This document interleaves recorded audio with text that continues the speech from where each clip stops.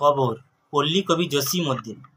এইখানে তোর দাদির কবর ডালিম গাছের তলে, 30 বছর ভিজায় রেখেছি দুই নয়নের জলে। এতটুকু তারে ঘরে এনেছিনু সোনার মতো মুখ, পুতুলেরই বিয়ে ভেঙে গেল বলে কেঁদে ভাসাই তবু।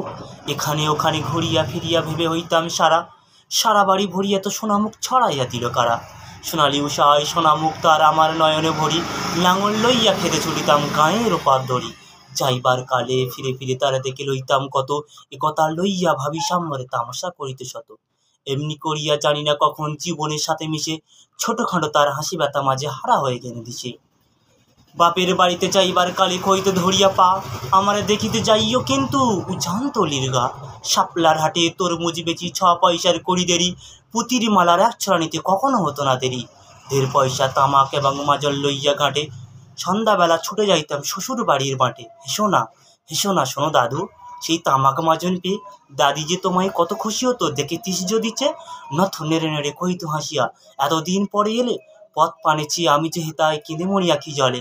আমারে ছাড়ায় এত ব্যথা যার কেমন করিয়া হয়, কবর দেশিতে ঘুমায় রয়েছে নিঝুম নিরালায়।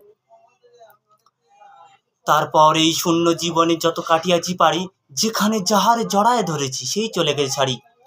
শত কাফনের শত কবরের অঙ্ক হৃদয়ে আঁকি, গনিয়া গনিয়া ভুল করে গনি, সারা দিন রাত জাগি।